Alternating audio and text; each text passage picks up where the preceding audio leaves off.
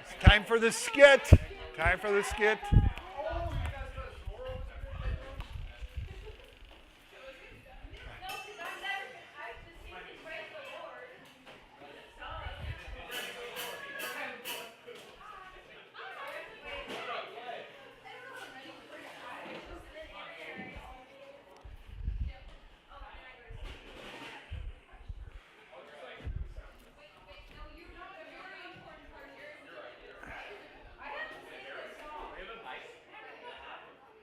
All right.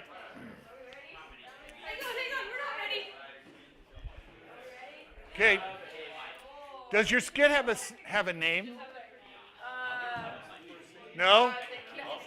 The king goes nuts. All right. All right. I now present to you the not quite ready for prime time players with The King Goes Nuts.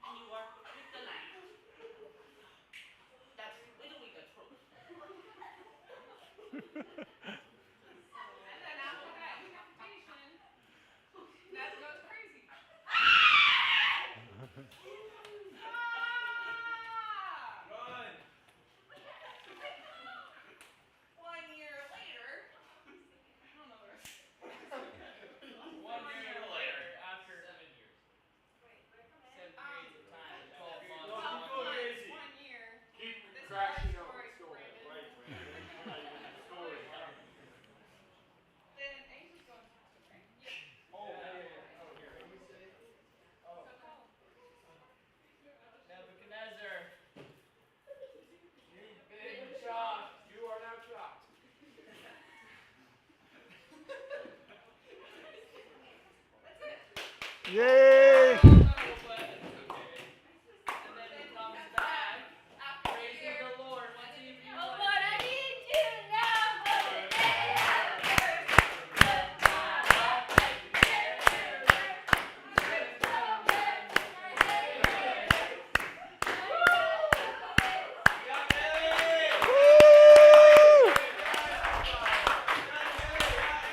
Way to go, you guys.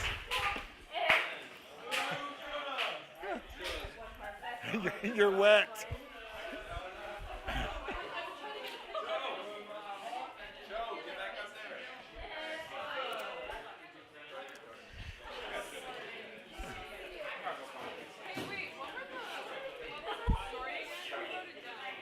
Okay, so thank you for that interesting rendition of Daniel chapter 4.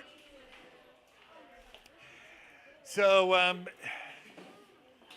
of all the sins that, in fact, like the 7 deadly sins, pride is the one that everyone recognizes as, yeah, that's still a sin. Most of the other ones have kind of like been absorbed into culture, like greed and gluttony and lust and sloth, laziness, that kind of thing. But pride is recognizably by everybody as a really, really, you should not have pride. But this chapter in Daniel shows really what God thinks of it. Can you think of any Bible verses that come to mind that have to do with pride? Pride comes before a fall. Another one? There are 7 things the Lord hates, and among the first one mentioned is pride, a prideful heart, that kind of thing. So pride is really, really a character, not flaw, because it comes and goes. We can choose to be humble or we can choose to be proud, but some people really, it's difficult to know where the division between the two are. So we're going to find out a little bit more about that today in Daniel chapter 4. The chapter starts at the beginning. The beginning at the end of the story, where Nebuchadnezzar himself seems to have written this chapter. He writes it in the first person. So here we have the words of, in God's opinion, the greatest ruler the world has ever seen. He was the head of gold, remember? He was the King of Kings. So it's the first part of this chapter starts with Nebuchadnezzar writing to something that sounds familiar, to the nations and peoples of every language who live on the earth. That's similar verbiage to what was said about everybody bow down to the idol in the plain of Dura. It's my pleasure to tell you about the miraculous signs and wonders that the Most High God, there's that phrase again, has performed for me. How great are his signs, how mighty his wonders. His kingdom is an eternal kingdom. His dominion endures from generation to generation. You think Daniel got it? Nebuchadnezzar got the message?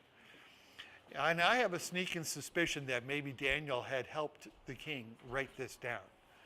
So he says, I, Nebuchadnezzar, was at home in my palace, contented and prosperous. I had a dream that made me afraid. As I was lying in bed, and the visions and images that passed through my mind terrified me. So I commanded that all the wise men of Babylon be brought before me to interpret the dream for me. When the magicians, enchanters, astrologers, and diviners came, I told them the dream, but they could not interpret it for me. Finally, Daniel, notice he doesn't call him Belteshazzar. He says, Daniel came into my presence, and I told him the dream. In parentheses, he is called Belteshazzar, after the name of my God, and the spirit of the holy gods is in him. So let's stop there. That's the introduction part. So we begin at the end of this story.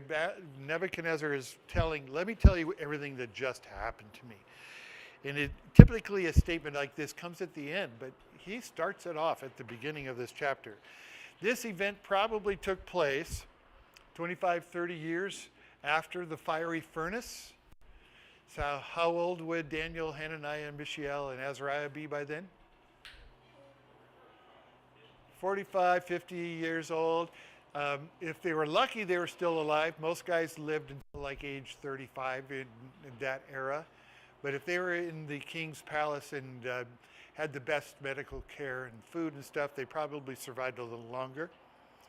And notice the connections with the chapter 3. Oh yeah, I just said 45, 50 years old. Notice the connections with chapter 3, peoples, nations, and languages, and the phrase signs and wonders. It's the bridge from the fiery furnace to this story in this book of the Bible. Notice that he says, let me tell you what the Most High God has done for me. Previously, Nebuchadnezzar had observed God's works. He had experienced Daniel telling him his dream and the meaning. He watched as 4 guys walked around in the fire and 3 came out. He experienced, as an observer, God's works, but he did not experience it to himself. And that gives me an idea. That tells me that witnessing God working isn't enough to transform a person. Watching it isn't the same thing as experiencing it. If you grew up going to church, you've watched a lot of ministry happen. But if you haven't experienced ministry happening, then maybe real life change hasn't happened yet. We don't know. So, for instance, Saul, who later became Paul, watched Stephen get stoned. And Stephen said, I see the Son of Man standing beside the throne of God. Instead of being seated, Jesus rose for his martyrdom. Didn't change Saul until he had an encounter himself with Jesus Christ. So true conversion can only happen through a personal experience with God's power, is my point. So Nebuchadnezzar had a second troubling dream. It terrified him, in fact. And once again, all the wise guys could not interpret it.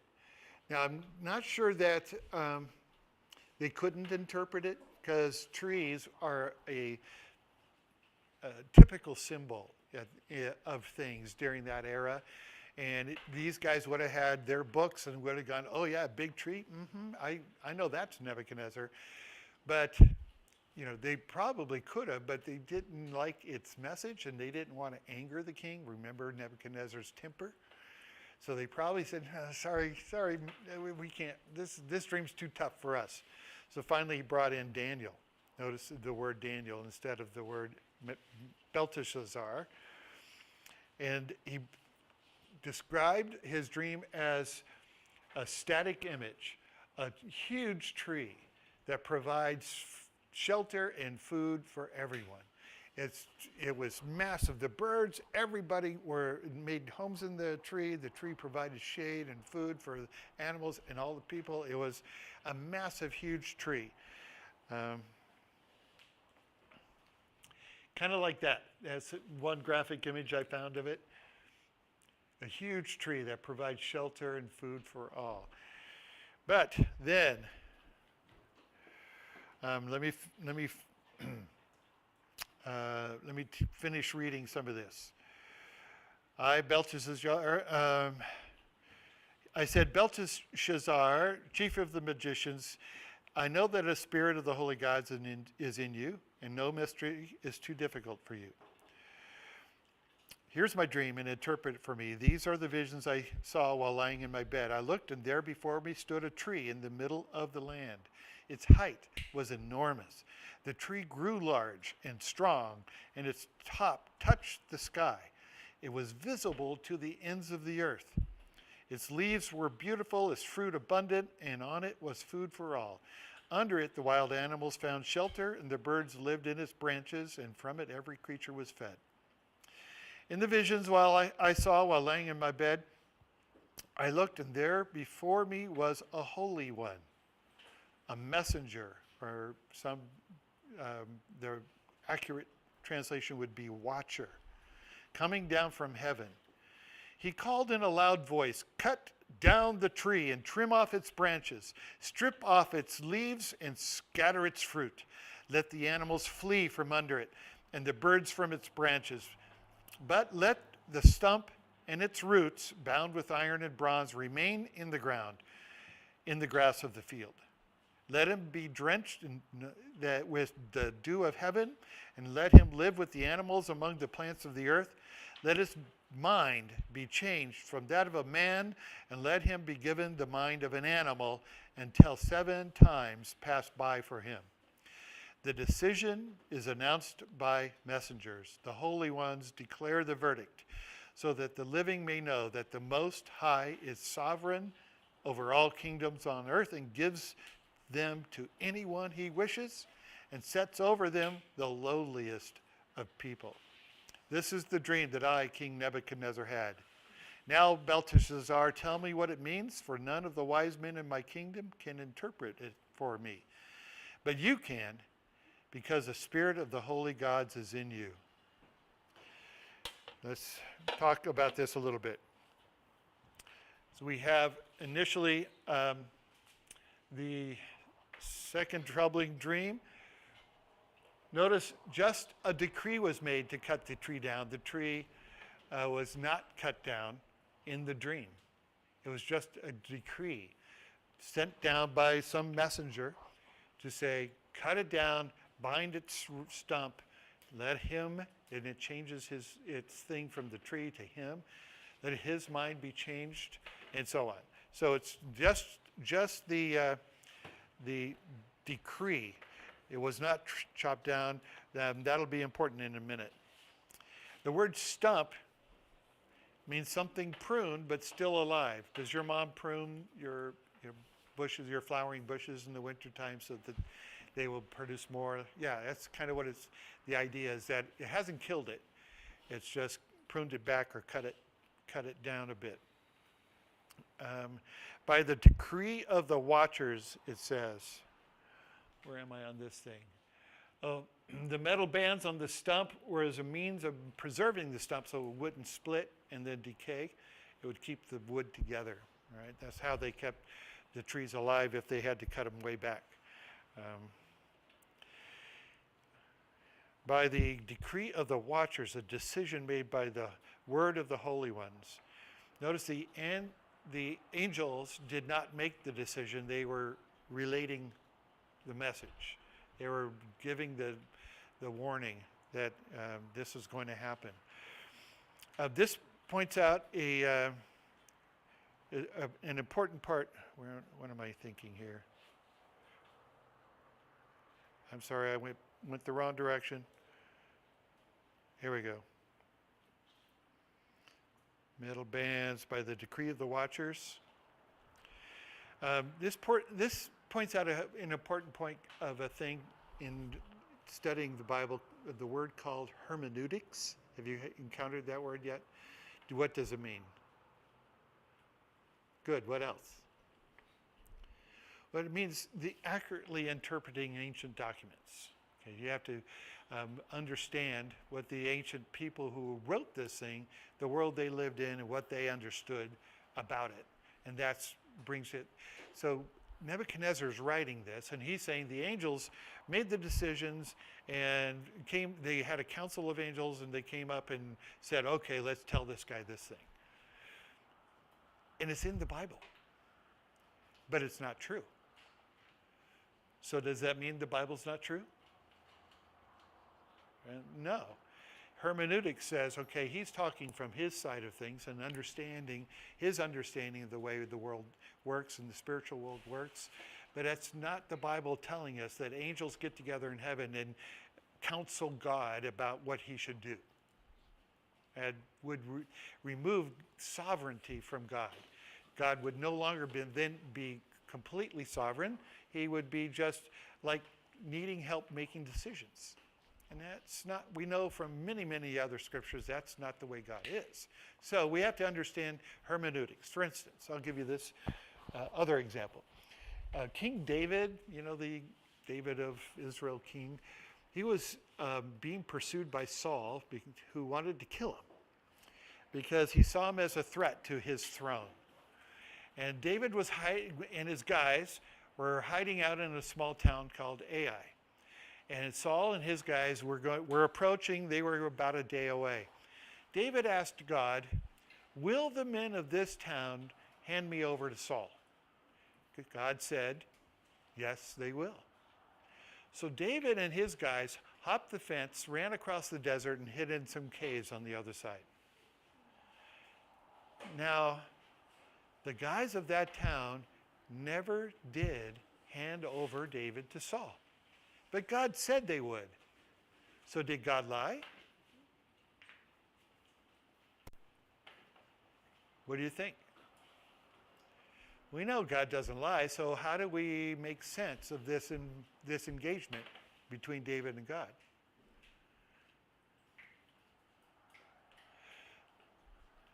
I think God's answer was, he understood David to say, if we were to stay here and Saul approach, will they hand me over?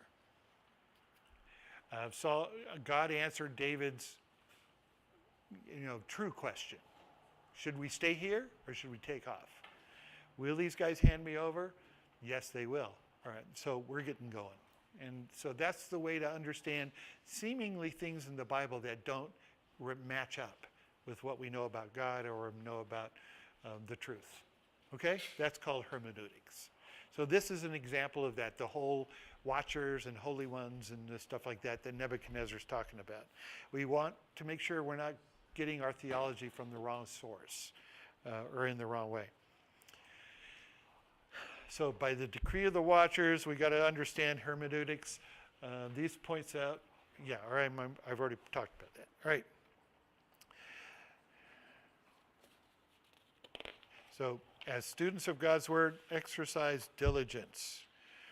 Then the subject immediately suddenly changes from the tree to him, and let him be drenched with the dew of heaven. Let his mind, that kind of thing. So the subject in the dream changes from the tree to him. And then Nebuchadnezzar uses the language of his understanding. A spirit of the holy gods is in you. So he recognized that there was something going on in Daniel. Notice the word holy. You know what it means, right? What? Set apart, special, separated for a specific, just unique and pure and designed for a special thing. Kind of like if your mom has special dishes for special occasions, they're kind of holy. We don't bring those out just for normal meals. It's for special things. Get the idea? All right, so, and then Daniel's interpretation. Notice that, again, the Daniel is used as his name. And then an explanation, everybody else knows him as Belteshazzar. That tells you a little bit about Nebuchadnezzar's attitude toward Daniel. He had recognized Daniel's Jewishness and used his Israeli name. So I think that was pretty cool of Nebuchadnezzar. The image of the tree is a common symbol. You find it throughout the Bible and throughout ancient literature, and it generally does represent a leader of some kind. And then it was terrible news for Nebuchadnezzar. Terrible news that he was going to go bonkers for a period of 7 years. But there was room for repentance. Notice that it wasn't decreed that it was going to happen. It was a warning. The point of the dream was warning. Unless you change your ways, Nebuchadnezzar, this is going to happen to you. It's a warning. And God gave him a year to change. Notice what Daniel says in a thing. I'm going to skip through. He says, the command to leave the stump of the tree with its roots means that your kingdom will be restored to you when you acknowledge that heaven rules. Therefore, your majesty, be pleased to accept my advice. Renounce your sins by doing what is right, and your wickedness by, watch this, being kind to the oppressed. It may be that your prosperity will continue. I think Daniel's advice was really a good one.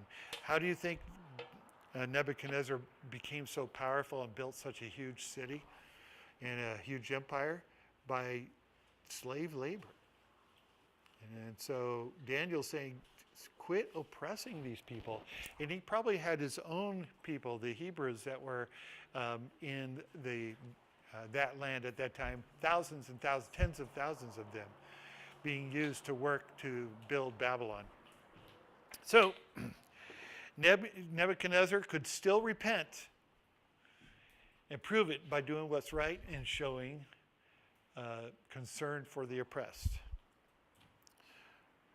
So Nebuchadnezzar's response was, sadly, he did not heed the warning. He probably interpreted the fact that nothing happened right away as, well, it was just a dream. I don't have to change. He ignored the warning of the dream and Daniel's advice. Instead, he decided that the delay was a sign that it could be ignored, which was very foolish.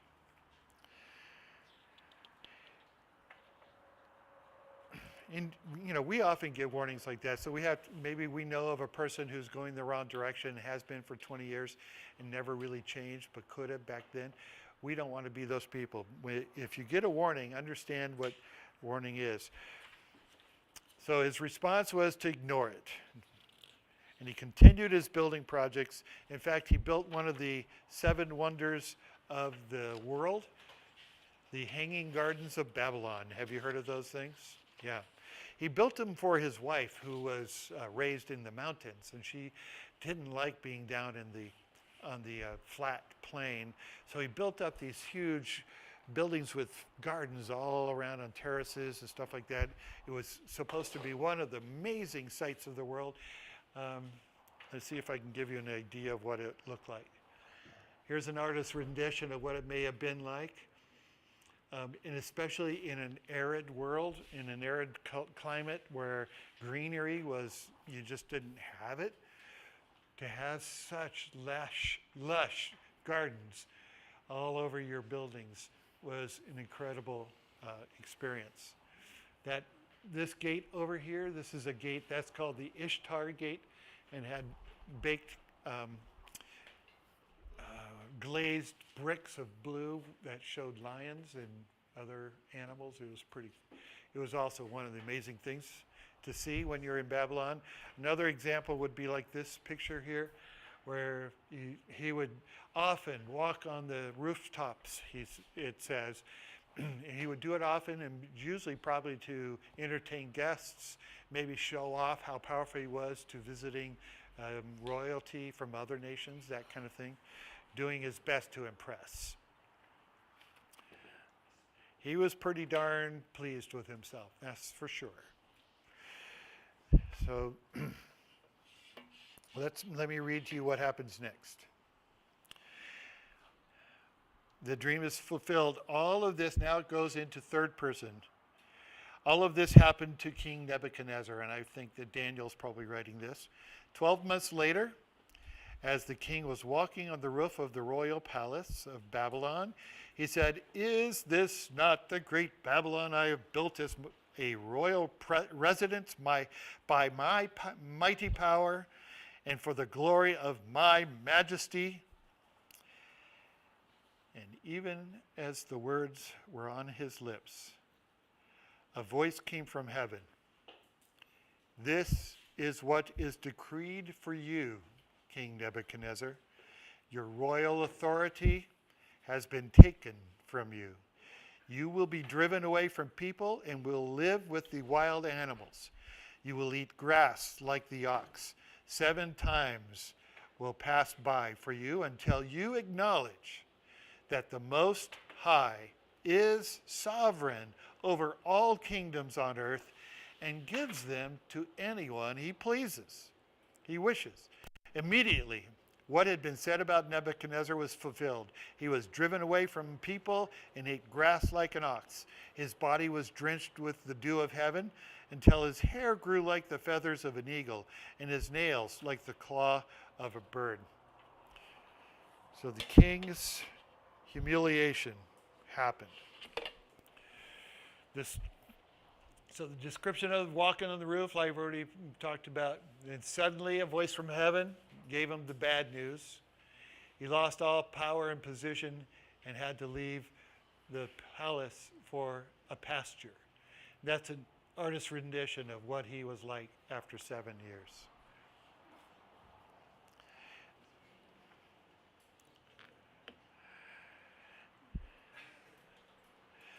Now, many commentators on this passage try to find like some sort of mental disorder or disease that might have affected Nebuchadnezzar and explain it away that way.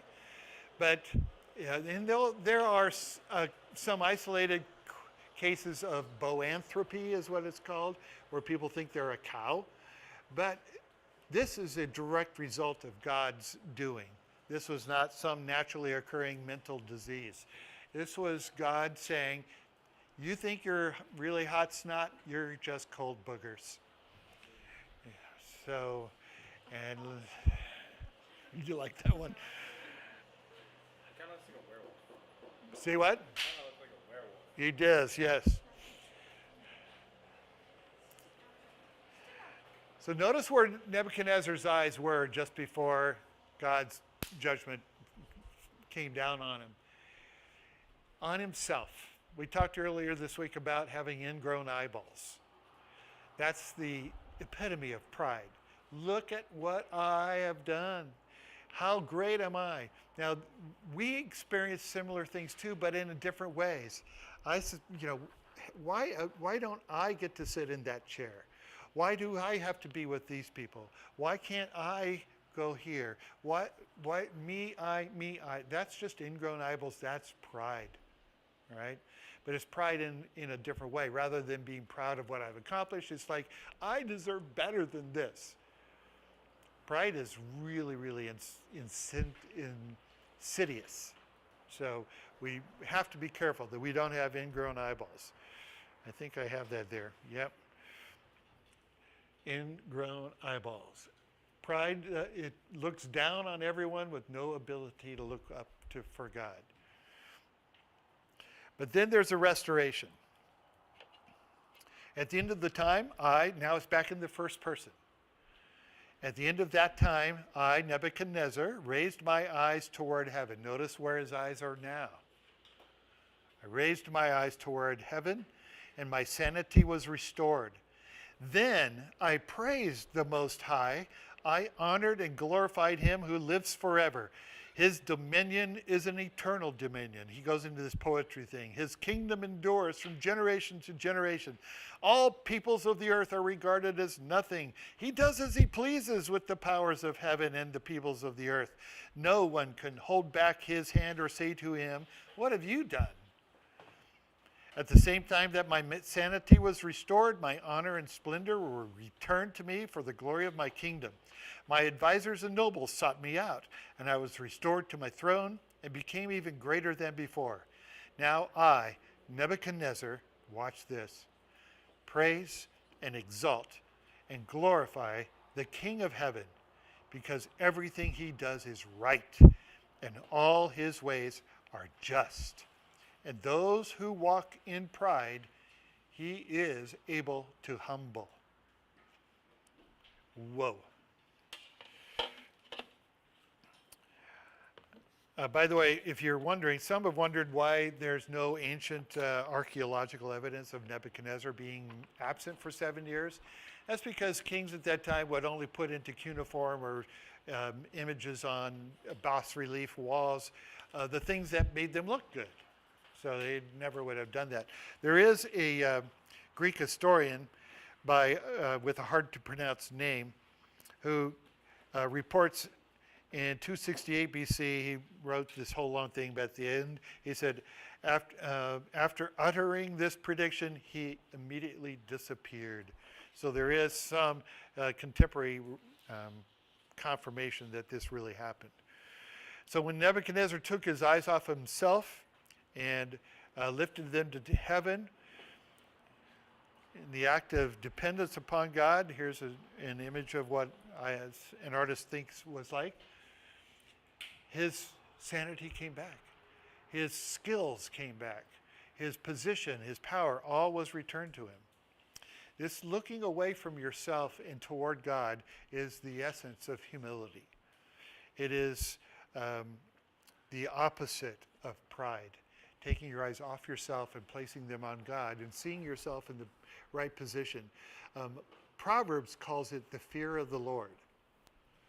Do you know what the fear of the Lord is? It's basically recognizing who God is and who am I, and noticing the difference between. That's humility. That's the fear of the Lord. So,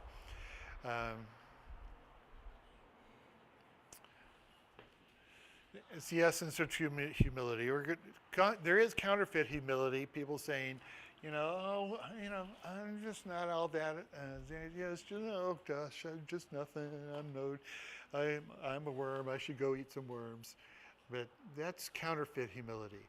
Or there's the opposite of counterfeit humility, what's called humble brag. You know what that is? It's when people say,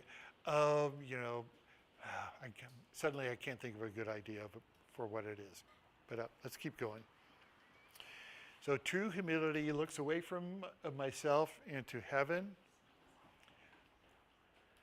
And the result of Nebuchadnezzar's humiliation was greater power, greater prominence, greater influence.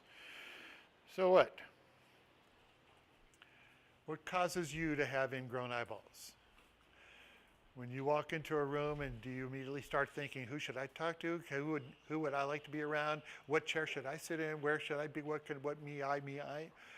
Or are you looking like, who can I encourage? Who can I just make smile or something like that? What makes you have ingrown eyeballs? And how have you responded to God provided humiliation? If you haven't had it happen to you yet, you will. And so how you respond to it will tell a lot about who you are and your character. And in what area do you need to recognize that God is supreme? Maybe it's your concern about finding a husband or a wife. Maybe it's your worry about what professional path to take. I don't know what causes you to have ingrown eyeballs, but to recognize God's supremacy. But in all things, we have to recognize who God is and who we are, and acknowledge the distance between the two. All right? Oh, do you think Nebuchadnezzar became a believer? Do you think we'll see him in heaven? What do you think? Maybe? He's saying no? Why would you say no, by the way? Because, correct me if I'm wrong, but Nebuchadnezzar was Babylonian and he wasn't a Jew. And so at this point, Jesus hasn't come into the world and provided the new law of salvation. And from what I've read, it doesn't seem like he keeps straying away from God and from what he's been called to do. I think he strays away, 3-4 times? Yeah, true. So Yeah. I'm going to say no. Yeah. But I've heard in our various classes too that the teachers have said how the cross works forward in time and backwards in time. Mm-hmm. And I was wondering your thoughts on that. I have to defer to Hugh Ross, who was with you guys last week. He answered this question, and I tend to agree with him. So I'll read his response, all right? He said, referring to Jesus, Acts 4:12 declares, salvation is found in no one else, for there is no other name under heaven given to men by which we must be saved. However, the second person of the triune God has many more names than Jesus. The Old Testament alone has over 80 different names for the Advocate-Redeemer-Messiah. These names refer to God's different attributes. Romans 1:20 states that God's attributes have been clearly revealed from what has been made, the new natural realm, so that all people are without excuse. The question then is, did Nebuchadnezzar come to believe in the Advocate, Redeemer, Messiah revealed in the Old Testament and the record of nature? The book of Daniel records one of the most dramatic conversion stories of all time.